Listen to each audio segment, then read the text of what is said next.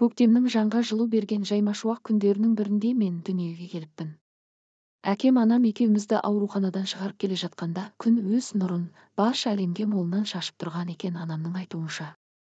Солай күн артынан күн өтіп мен 3 жасқа толғанда анам дүниеге тағы бір қыз әкелді. Әкемнің қуанышында шек жоқ. Осы қыздарым патшаның 10 ұлына татитын ақылды әр сұлу қыздар болып өседі, қараңдар да тұрыңдар деп айтады екен. Сөйтіп бізде бой жеттік. Мен 16-да, ал сіңлім 13-те. Ата-анамыздың сүйікті балалары болып өсіп жаттық. Асып-тасып жатқан бай болмасақ та, не ішем, не кием деген сөз болмады. Анам да, әкем де екі жақтап біздің бар қажеттілігімізді әперуге тырысты. Әкем автобус жүргізушісі, ал анам сол мекемеде есепші еді. Домбыра, би, шахмат үйірмесіне де қатысатынбыз. Сонымен қатар қосымша тереңдетіп оқытатын курстарға және жаздырып қойып еді бізді. Ай сайын жаңа киім-кешек, ұялы телефон ауыстыратынбыз. Сондағы әке-шешемізге қалай рахмет айтады деп ойлайсыздар? Жиналмаған үй, әр жерде, тіпті ата-анамыздың кереуетіне дейін тамақтың қалдықтары, қабықтары шашылып жататын. Ыдыс-аяқ жуылмай кешке анам жұмыстан келгенше тұратын мелдіреп. Әкем ұрсатын бізді салақ болып өсіп келе жатыр деп. Ондайда анам байқұс бізді қорғап шырпыры шығатын. Кейде екеуінің біз үшін қатты жанжалдасып жатқанын еститінбіз. Әкем бізге ренжіп талай рет үйден кетіп қалып жүрді. Бірақ одан түзелетін біз болмадық. Бақытты отбасының шаңырағын шайқалтып жүргенімізді тіптен ескермедік. Сонымен не керек, баяғыдай уайым қайғысыз өмір сүріп жүре бердік. Әкем де, анам да екі жерде жұмыс істеп жүрді. Ай сайын жаңа киімдер, ең соңғы үлгідегі аудиоплеерлер, үйірмелер, қысқасы нағыз толыққанды балалар едік. Ал үйде әкем мен шешемнің біз үшін күнде жанжалдасып жататынын және анамның дәрілерді уыстап ішіп жүргеніне де назар аудармайтынбыз.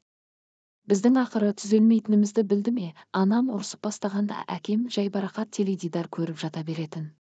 Қыздар әлі кішкентай ғой, есейгенде бәрін өздері түсінер деп анам бізді мына екі есерсоқ оңбағанды қорғаштап жүретін. Осылай өмір сүріп жаттық. Бір күні сіңліміз екеуміз үйде отырғанда анам хабарласты. Өзімен бірге жұмыс жасайтын құрбысын үйге ертіп әкелетінін және бізден үйдің ішін жинастырып қоюымызды өтініп сұрай бастады. Қызым, мен кешке құрбымды ертіп әкелемін. Ал дедім мен сағызымды шайнаңдап. Жаным, сенің ақылың бар ғой, құлыным.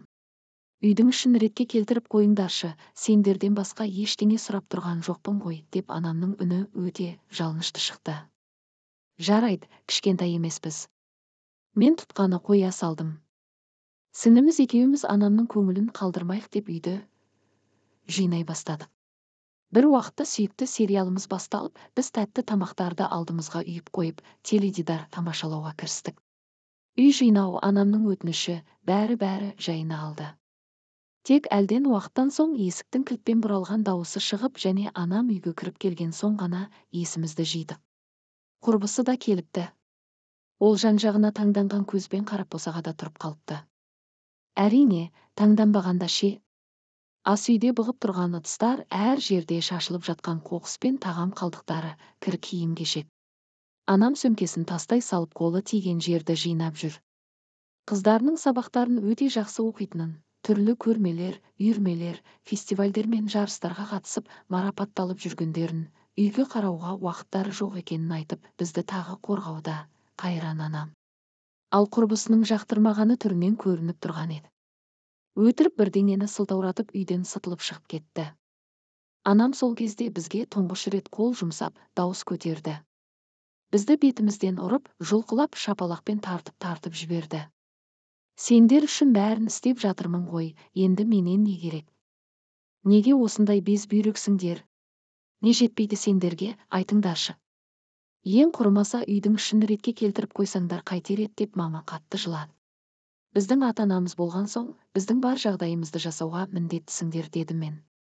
Анам аузымнан құлаштап ұрып жіберді. Тағы жұлқылады. Ал мен болсам безеріп, ішімнен қалай кек қайтарудың амалын ойластырып тұрдым.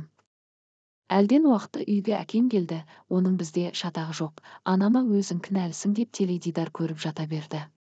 Анам болса ыдысты да, кірді де жуып, үй тазалап жүрді, және көзінен жас парлап ағып жатқан еді. Ал біз сіңліміз екеуміз мамамның кешірімін алып, көмектесудің орнына бөлмемізге барып жатып қалдық.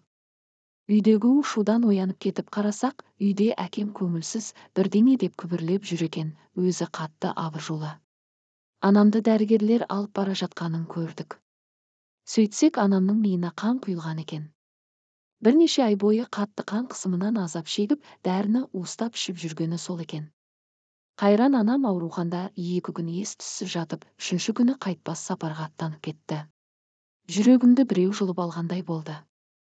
Мама, енді ол жоқ, оған сене алмадым, көндіге алмадым.